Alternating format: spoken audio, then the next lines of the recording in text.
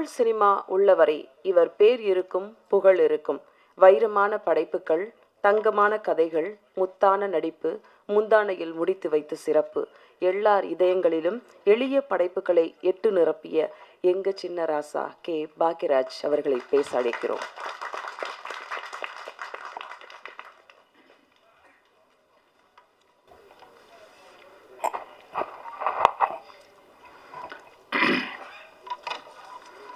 எனக்கு ஒருபாடு சந்தோஷமான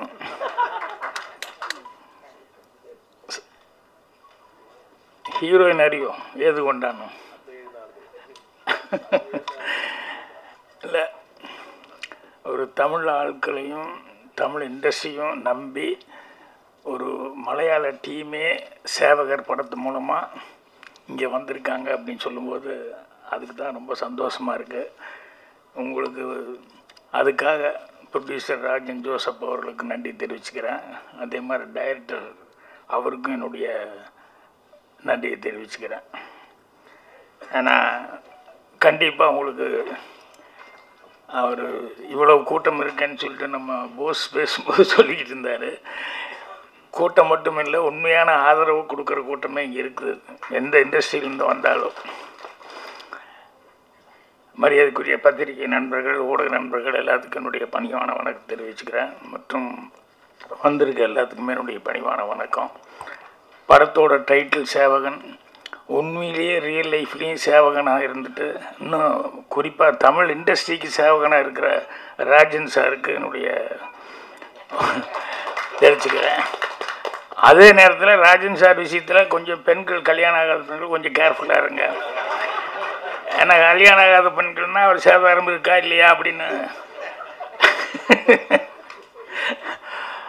அவர் சொல்லிட்டு இருக்கும்போது ஒரு வார்த்தை சொன்னார். என்னென்னா, தயாரிப்பாளர் இல்லை அப்படின்னா நடிகர் இல்லை, டைரக்டர் இல்லை, விநியோகஸ்தர் இல்லை, யாருமே இல்லை அப்படின்னு சொல்லிட்டு. அது உண்மை தான்.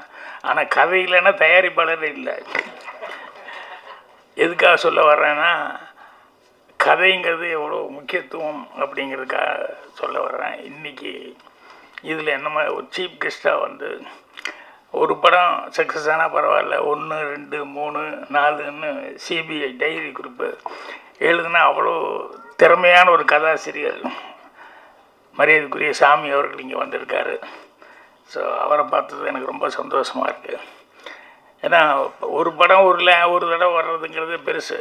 ஆனால் அடுத்தடுத்து படங்கள் வந்து 1, 2, 3ன்னு எடுக்கிறது அப்படின்னா உண்மையிலேயே அது கதையில் வந்து ஒரு ஸ்டஃபில் இருந்தாலும் ஒழிய, இல்லைன்னா ஆடியன்ஸ் ஏற்றுக்க மாட்டாங்க இன்றைக்கி இருக்கிறது அந்த சூழ்நிலை. ஸோ அவர் சாமி அவர்கள் பிரபாகர் ரொம்ப சொல்லிக்கிட்டு இருந்தார். அவர் எப்பவுமே அவர் ஒரு பாதி மலையாளம் பாதி தமிழுங்கிற மாதிரி இங்கேயும் வேலை பார்த்து அங்கேயும் வேலை பார்த்துக்கிட்டு இருக்கார். அவர் அப்பப்போ அதை பற்றி எல்லாமே மேட்டர்லாம் சொல்லிகிட்டு இருப்பார். அப்புறம் படத்தினுடைய தயாரிப்பாளர் ராஜன் ஜோசப் அவர் அவருடைய இது சொல்லிகிட்டு இருந்தார், பயோகிராஃபி மாதிரி. நான் முதல்ல எப்போ வந்தேன், அதுக்கப்புறம் என்ன நல்லா முயற்சி பண்ணி பார்த்தேன், அப்புறம் சரியாக வரல அப்படின்னு சொல்லிட்டு அப்புறம் தான் அமெரிக்காவுக்கு நான் போயிட்டேன். இருந்தாலும் இந்த சினிமாங்கிறது என்னென்னா, அது அப்படி ஒரு பிடிச்சிக்கிச்சுன்னா உள்ள மனசுக்குள்ளே அது விடவே விடாது. எங்கே போனாலும் மறுபடியும் இங்கே இழுத்துட்டு வந்துடும். அது மாதிரி அவர் வந்து அவர் சுய சம்பாத்தியத்துக்கு வச்சுட்டு இண்டஸ்ட்ரிக்குள்ளே வந்ததுங்கிறது பெரிய சமாச்சாரம். மலையாளத்துலேயும் படம் எடுத்திருக்காரு. அதுக்கப்புறம் இந்த படம் தமிழில் எடுக்கணும் அப்படின்னு சொல்லிட்டு உண்மையிலேயே தமிழ் மேலே ஒரு ஆர்வத்தோடு வந்திருக்காரு. ஸோ அவருடைய அந்த முயற்சிக்கு அந்த பணம் நஷ்டம் இல்லாமல் பண்ணுறதுக்கு டைரக்டர் 25 நாளில் இந்த படத்தை முடிச்சிருக்காரு. அப்படிங்கும்போது அப்போ எந்த அளவுக்கு அவர் ஸ்ட்ரெயின் பண்ணி பிளான் பண்ணி எடுத்திருப்பார் அப்படிங்கிறது. ஏன்னா 16 நாள்லாம் எடுக்கும்போது 32 நாள் தான் நினைக்கிறேன் அந்த மாதிரி. ஆனால் அது எவ்வளோ பெரிய வெற்றி, அதுலேருந்து எத்தனை பேர் எல்லாம் சாதனையாளர்கள் அதுக்கப்புறம் பின்னால் வந்தாங்க அப்படின்ட்டு. ஸோ பிளானிங் அப்படிங்கிறது இன்றைக்கி இண்டஸ்ட்ரி இருக்கிற சூழ்நிலைக்கு கண்டிப்பாக கரெக்டாக பிளான் பண்ணி பண்ணான்னா அது தயாரிப்பாளரை காப்பாற்றும். தயாரிப்பாளர் காப்பாற்றுனா அவர் அமெரிக்காவிலேருந்து ஒரு அடுத்தடுத்த ஒரு படம் எடுக்கிறதுக்கு அவருக்கு ஒரு ஆர்வமாக இருக்கும். ஸோ அதுக்கு எல்லாருமே கோஆப்ரேட் பண்ணியிருக்காங்க அப்படிங்கிறது அவர் பிரஜன் என்கிட்ட பேசிகிட்டு இருக்கும்போது எவ்வளோ நாள் என்னன்னு கேட்கும்போது அவர் தான் சொன்னார், நைட்டு 1.5 கால் ஷீட் போகும், 2 கால் ஷீட் போகும், 25 டேஸில் டைரக்டர் முடித்தார் அப்படின்னு சொல்லிட்டு. ஸோ போஸ் வெங்கட் டைலாக் படத்தில் நல்லா பேசியிருக்காருன்னு ராஜன் சார் சொன்னார். ரியலாகவும் டைலாக் நல்லா தான் இருந்தது. ஏன்னா உடற்பூர்வமாக பேசினார். தயாரிப்பாளர்கள் வந்து யாரும் கஷ்டப்படக்கூடாது, சிரமம் இல்லாமல் இருக்கணும் அப்படின்னு சொல்லிட்டு. நம்ம ப்ரொடியூசர் சொல்லிட்டு வரும்போது நான் நோட் பண்ணுறது தான், சினிமா அப்படின்னோடனே அது மேலே ஆர்வம் வந்துட்டு அது எத்தனை வருஷம் ஆனாலும் எங்கே போனாலும் என்ன பொசிஷனுக்கு வந்தாலும் மறுபடியும் அதுக்குள்ளே எப்படியாவது வந்து ஒரு கால் வச்சுட்டு போனால் தான் நல்லாயிருக்கும் அப்படிங்கிற மாதிரி நினைப்பாங்க. நான் முன்னாடியே சொல்லியிருக்கேன். நான் ஏற்காடு ஷூட்டிங்கு போனப்போ ஒரு டாக்டர் இன்ட்ரடியூஸ் பண்ணாங்க. அப்புறம் அவர் பெரிய ஹாஸ்பிட்டல் வச்சுருக்காரு. சாதாரணமாக பேசிகிட்டு இருந்துட்டு அப்புறம் பார்த்தோம்னு சொன்னால் அவர் வீட்டில் வந்து இன்னும் மிருதங்க வச்சுக்கிட்டு அதை வச்சுக்கிட்டு இது வச்சுக்கிட்டு ஏதோ சும்மா இருக்கிற நேரத்துல எல்லாம் வந்து எதையாவது ஒன்று சினிமாவை பற்றி இது பண்ணிட்டு. அப்படி என்னன்னு கேட்டால் டாக்டர் அவங்க அப்பா வந்து ஹாஸ்பிட்டல் ஒன்று கட்டியிருக்காரு. ஆனால் இவருக்கு வந்து சினிமாவில் நடிக்கணுங்கிற ஒரு ஆர்வத்தில் வந்து அவர் படிக்காமல் நேரம் இங்கே காலேஜ் ஓடி வந்துட்டார். அவங்க அப்பா அடித்து கொண்டு போய் எதுக்கடா நான் ஹாஸ்பிட்டல் கட்டியிருக்கேன் அப்படின்னு சொல்லி மரியாதையை படின்னு அப்புறம் எம்பிபிஎஸ் படிக்க வச்சு அதுக்கப்புறம் அந்த ஹாஸ்பிட்டலில் கவனிச்சுக்கிட்டு இருந்தார். நான் போனப்போ ரொம்ப குறையாக சொன்னார், இந்த மாதிரி முடியாமல் போச்சு அப்படின்னு சொல்லிட்டு. எப்பவுமே அவ்வளோ ஃபீலிங் வந்ததுக்கப்புறம் வந்து அவர் 2 குழந்தைகளையும் பெற்றுட்டார், எல்லாமே பண்ணார். அவரே கொஞ்சம் ஹியூமரான ஆள் தான். சாதாரணமாக எங்கிட்ட எத்தனை குழந்தைங்க என்னார், நான் 2 அப்படின்னு சொல்லி உங்களுக்கு கேஷுவலாக உங்களுக்கு எத்தனை குழந்தைங்க அப்படின்னேன். எனக்கு 2 அப்படின்னு சொல்லிட்டு அடுத்ததுக்கு அஃபீஷியலி அப்படின்னாரு. அந்தளவுக்கு ஹியூமர் சென்ஸ் உள்ள ஒரு டாக்டர். ஸோ அவருக்கு நடிக்கணும்னு நினச்சி நடிக்க முடியாமல் போயிடுச்சு. அப்படிங்கும்போது மனசு கஷ்டமாக இருந்தது. இல்லை அது அது அந்த ஃபீலிங்லேயே ஒருத்தர் கடைசி வரைக்கும் இருக்கக்கூடாது அப்படிங்கிறதுக்காக ராசுகுட்டி படத்தில் அவர் ஐஸ்வர்யா அப்பாவை போட்டு நடிங்க அப்படின்னு சொல்லிட்டு, உங்களை ஸ்க்ரீனில் பார்த்துட்டா இத்தனை நாள் கஷ்டப்பட்டதெல்லாம் சரியாக போகும் அப்படின்னு சொல்லிட்டு ராசுகுட்டியில் அப்பாவை நடிக்க வச்சேன். அவருக்கு அப்பாவாக நடித்ததை விட ஐஸ்வர்யாவுக்கு அப்பாங்கிறது அவர் இன்னும் ரொம்ப பயங்கரமான சந்தோஷமாக ஃபீல் பண்ணிட்டு. அந்த மாதிரி சில பேர்த்துக்கு நடிக்கணும் அப்படின்னு சொல்லி ஒரு ஆர்வம் வந்துருச்சு அப்படின்னா ஏதாவது ஒரு விதத்தில் அவங்கள நடிக்க வச்சோம்னா அவங்களுக்கு அப்படி ஒரு சந்தோஷமாக இருக்கும். எனக்கு தெரிஞ்சு லால்குடி நாங்கள் ஊமைன்னு சொல்லுவோம், அவர் பேர் முனுசாமி. ஆனால் எனக்கு பயங்கரமான ஃபேனு. எப்போவுமே என்னுடைய பிறந்தநாள்லேருந்து எல்லாத்துக்கும் வந்துடுவாப்புல. அப்புறம் அவன் வந்து அவங்ககிட்ட இந்த ஏதாவது ஒரு டிஃபெக்ட் இருக்கவங்ககிட்ட வேறு ஏதாவது ஒன்று பிரமாமாக ஒரு டேலண்ட் இருக்கும். அவர் வந்து லிப் ரீடிங் யார் பார்த்தாலும் என்கிட்ட பேசிகிட்டு இருக்கும்போது எல்லாத்தையும் பார்த்துட்டு இருந்தால் அது லிப் ரீடிங் வச்சுக்கிட்டு அவங்க என்ன பேசுனாங்க எது பேசுனாங்க கரெக்டாக என்கிட்ட சொல்லுவாப்புல, கம்யூனிகேட் பண்ணுவாப்புல. அவருக்கு நடிக்கணும்னு ஒரு ஆசை, ஊமை. ஆனால் நான் பிடிச்சி போட்டேன், வரவழ நடி வா அப்படின்னு சொல்லிட்டு. அவங்ககிட்ட என்ன ஸ்பெஷாலிட்டின்னா தமிழ் பேசுகிறது எல்லாமே புரியும், யார் என்ன பேசுகிறாங்க என்னங்கன்னு தமிழ் நல்லா புரியும், கொஞ்சம் படிக்கவும் செய்வாப்புல. இப்போ அவரை டிடிஆராக போட்டு பவுனுதால் வந்து அதில் ஒரு டைலாக் ஒன்று எழுதி கொடுத்தேன். நான் டிக்கெட்டெல்லாம் வந்துடுவேன், அவர் அப்படியே மேலேருந்து கீழே வரைக்கும் பார்த்துட்டு எந்த ஊர்லேருந்து வர்ற அப்படின்னு சொல்லி கேட்கணும். இப்போ டிக்கெட்டெல்லாம் வந்திருக்கிய அறிவில்லை, எந்த ஊர்லேருந்து வர்ற அப்படின்னு இது வந்து எழுதி கொடுத்துட்டேன்.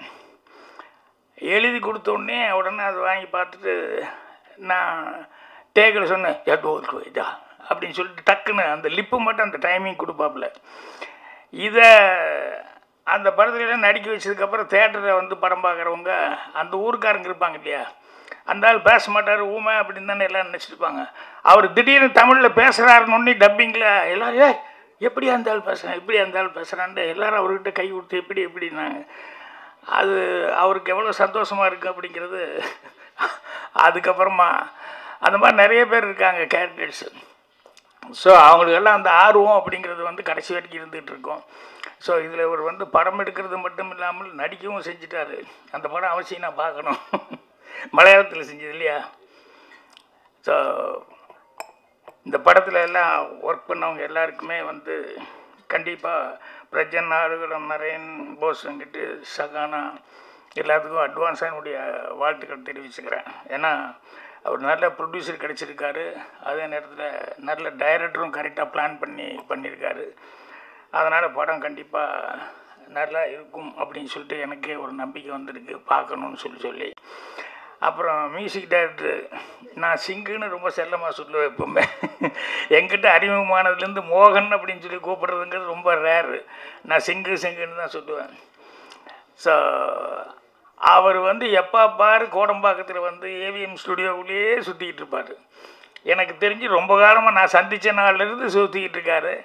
என்றைக்கா ஒரு நாளைக்கு அந்த இடத்த பிடிச்சிடுவேன் அப்படின்னு சொல்லிட்டு இன்றைக்கி கரெக்டாக பேர் வந்து டைட்டில் வந்து ஃபஸ்ட்டு படம் படம் முயற்சி பண்ணார். ஆனால் இந்த படம் தான் வந்து அவருக்கு கரெக்டான ஒரு சொல்லக்கூடிய பேர் சொல்கிற அளவுக்கு ஒரு படமாக வந்திருக்கு. அவர் எல்லோரும் சொன்ன மாதிரி அந்த நீலாம்பரி பாட்டுன்னு இருந்தது, அந்த பள்ளிக்கூட மணி யோசை கேட்டேன்னு சொல்லி காலை நேரம்னு சொல்லிட்டு அந்த மெலடி நல்லா இருந்தது. எனக்கு பரவாயில்லையே, நம்ம சிங்கு நல்லா பாட்டு போட்டிருக்காரு அப்படின்னு சொல்லிட்டு நினச்சிக்கிட்டேன். ஏன்னா அவர் நல்லா, அதாவது மனோரமாகிட்ட எல்லாம் அவ்வளோ வருஷம் இருந்தது அப்படிங்கிறதெல்லாம் வந்து அது எவ்வளோ கரெக்டாக நடத்தி இருந்திருந்தாலும் அவங்க கடைசி வரைக்கும் இவரை வந்து கூட வச்சுட்ருப்பாங்க அப்படின்ட்டு. அதே மாதிரி நம்பிக்கை தளராமல் வந்து கடுமையான முயற்சியிலே இருந்துகிட்டு இருப்பார். அப்பப்போ நாங்கள் பேசிக்கிட்டோம்னா இந்த சக்கரை செட்டியாரை பற்றி அடிக்கடி பேசிக்குவோம். அவருக்கு சுகர் இருக்குது, எனக்கும் சுகர் இருக்குது. நான் அவரை நல்லா விசாரிச்சுக்குவேன், அவர் என்ன விசாரிச்சுக்குவார். எப்படி இருக்குது சார், லெவல் எப்படி இருக்குங்க அப்படின்னு. அப்படியே தான் சார் இருக்கு அப்படின்னு ஒருத்தருக்கு ஒருத்தர் வந்து ஆறுதல் சொல்லிக்குவோம். அதுக்கு நடுவுலையும் வந்து அவர் தளராமல் அவர் அந்த ஏவிஎம் ஸ்டுடியோ காலில் எந்திரிச்சோம்னா கரெக்டாக ஒரு வேலைக்கு போகிற மாதிரி கரெக்டாக அங்கே போய் யாராவது கிடைப்பாங்களா என்ன அதுன்னு சொல்லிட்டு அந்தளவுக்கு வந்து அவர் முயற்சி பண்ணிக்கிட்டே இருப்பார். ஸோ அவருக்கும் இந்த படம் மூலமாக அவர் நல்ல இது. இப்போ சமீபத்தில் நான் வந்து ஒரு படம் ரிலீஸ் ஆகி நல்லா போயிட்டுருக்கு, 35 அப்படின்னு சொல்லி தெலுங்கு படம். அதில் நானும் ஆக்ட் பண்ணியிருந்தேன், பிரின்ஸிபலாக ஆக்ட் பண்ணியிருந்தேன். அது குழந்தைகளை பற்றி ஒரு சப்ஜெக்டு. தமிழ்லேயும் அடுத்த மாதம் ரிலீஸ் பண்ண போகிறாங்க. தெலுங்கில் ரிலீஸ் ஆகி பெரிய ஹிட் ஆகிடுச்சு. அந்த படத்துக்கு பெரிய ஹீரோஸ் யாருமே கிடையாது. அதில் ஒரு சின்ன பையனை வச்சு, அதுதான் குழந்தை சைக்காலஜி சம்மந்தப்பட்ட ஒரு சப்ஜெக்டு. அந்த டைரக்டரு சாதாரண மீடியமான ஆர்டிஸ்டுகள்லாம் வச்சுருந்தார். ஒரு காமெடியன் ஃபெமிலியரான ஒரு ஆள் இருந்தார். அவர் அது கூட ரொம்ப ஃபெமிலியர் இல்லை, அவரும் அப்போ தான் அப்கமிங்கில் வந்துட்டு இருந்தார். அதுக்கப்புறம் பார்த்தா இப்போ நான் இருந்தேன், இன்னொரு 2-3 அவங்க எல்லாருமே சிம்பிளான ஆளுங்க. ஒரு பையனை நம்பி தான், அந்த பையனை பற்றி தான் சப்ஜெக்டு. இப்போ அமீர்கான் கூட தாரே ஜமீன் பர் ஏதோ ஒரு படம் எடுத்திருந்தார், அந்த ஜாதி படம். ஸோ அந்த கதை வந்து சொல்லி பிரின்ஸிபலாக நீங்கள் நடிக்கணும்னு சொல்லி கேட்டப்போ நான் கதையை சொன்னப்போ ரொம்ப நல்லா இருக்குது, கண்டிப்பாக அது சக்ஸஸ் ஆகும் அப்படின்னு சொல்லி சொன்னேன். சாதாரணமாக தெலுங்கு படங்க அப்படின்னு சொல்லும்போது அங்கே வந்து கண்டிப்பாக ஐட்டம் சாங் இருக்கா, ஃபைட் எவ்வளோ இருக்குது, அதுக்கு தகுந்த மாதிரி ஃபெமிலியர் ஆர்டிஸ்ட் இருக்கா அப்படிங்கிறத மெயினாக அதிகமாக பார்க்குறதுங்கிறது தெலுங்கில் வந்து பார்ப்பாங்க.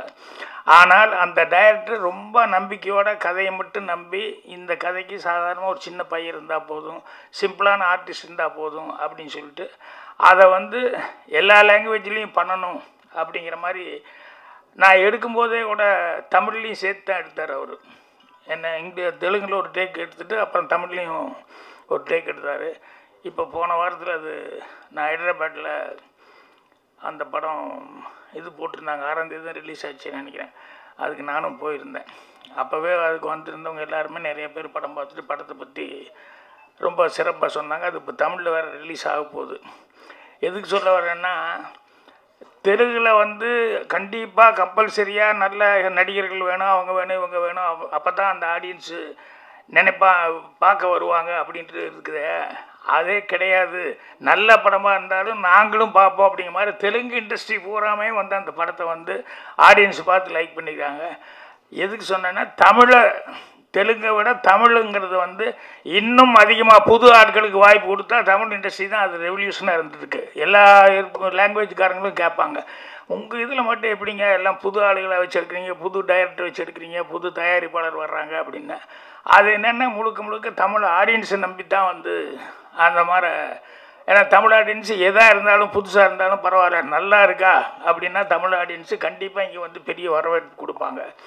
அது மாதிரி இப்போது தமிழ்லேயும் வந்து இந்த படம் வந்து கண்டிப்பாக வெற்றி பெறும். ஏன்னா மேட்ரு என்ன அப்படிங்கிறது தான் பார்ப்பாங்க. இப்போ கொஞ்ச நாளாக இப்போ வந்து காலையில் கூட பேசிகிட்டு இருக்கும்போது சொன்னேன், மலையாளத்தில் வந்து லைனாக லிஸ்ட்டே சொல்கிறாங்க. என்னென்ன படம் சக்ஸஸ் ஆகிருக்கு அப்படின்னு சொன்னோம்னா ஒரு 6-7 படம் சொன்னாங்க. நான் 1-2 தான் பார்த்துருக்கேன், இன்னும் நிறைய படம் பார்க்கல. நான் அதெல்லாம் கேட்டு டோட்டலாக போட்டு பார்க்கணும் அப்படின்னு சொல்லிட்டு பிரபாகர்கிட்ட சொல்லிக்கிட்டு இருந்தேன். ஏன்னா அந்தளவுக்கு அவங்க ஃபாஸ்ட்டாகவும் இருக்காங்க, குயிக்காகவும் இருக்கிறாங்க. ரெண்டாவது மாடர்ன் தாட் அப்படிங்கிறதுலையும் வந்து அவங்க படிப்பாங்க அதிகம். அப்படிங்கிறதுனால வந்து ஏதாவது நாவல்கள் அது இது இங்கிலீஷ் படங்கள் இன்ஸ்பயர் ஆகிறது அதுங்கிற மாதிரி அங்கே ரைட்டர்ஸும் நிறைய பேர் இருக்காங்க. நிறைய படங்கள் வந்து எந்த ஃபெஸ்டிவல் படம் வந்தாலும் அந்த மாதிரி வந்து அதை வச்சு இன்ஸ்பயராக எடுத்துகிட்டு இன்ஸ்பிரேஷனில் படம் பண்ணுறவங்களும் நிறையா இருக்காங்க. ஸோ இங்கே இப்போ தமிழுக்காக நம்பி வந்திருக்காங்க. அப்படிங்கும்போது கண்டிப்பாக பத்திரிகையாளர்கள் வந்து அவங்களுக்கு வந்து ஒரு பெரிய சப்போர்ட்டாக இருக்கணும் அப்படின்னு சொல்லி கேட்டுக்கிறேன். அதுதான் போஸ் வெங்கட் திரும்ப சொல்லிட்டு இருந்தார். ஏன்னா சின்ன படம் மட்டுமல்ல, அவங்க வேறு இடத்துல இருந்து நம்ம தமிழ் ஆடியன்ஸை நம்பி தமிழ் இண்டஸ்ட்ரியில் கால் வச்சுருக்காங்க. அப்படிங்கும்போது அந்த தயாரிப்பாளர் அவர் வந்து கை காசை போட்டு எங்கேயோ எத்தனையோ வருஷமாக சம்பாதிச்ச பணத்தை வந்து ஒரு நம்பிக்கையோடு இங்கே போட்டிருக்காரு அப்படின்னு சொல்லும்போது கண்டிப்பாக தமிழ் ஆடியன்ஸ் அவங்களுக்கு கை கொடுப்பாங்க. அதுக்கு பத்திரிகையாளனுடைய சப்போர்ட் இருக்கணும்னு சொல்லி கேட்டுக்கிறேன். அட்வான்ஸாக இப்போவே நான் வந்து எல்லாத்துக்கும் என்னுடைய வாழ்த்துக்களை வந்து தெரிவிச்சுக்கிறேன். கண்டிப்பாக எல்லோரும் சக்ஸஸ்ஃபுல்லாக வரணும். வந்து விழாவில் வந்து விழா எடுத்து விழாவில் மீண்டும் வந்து பேசுகிறேன். நன்றி, வணக்கம். நன்றி சார்.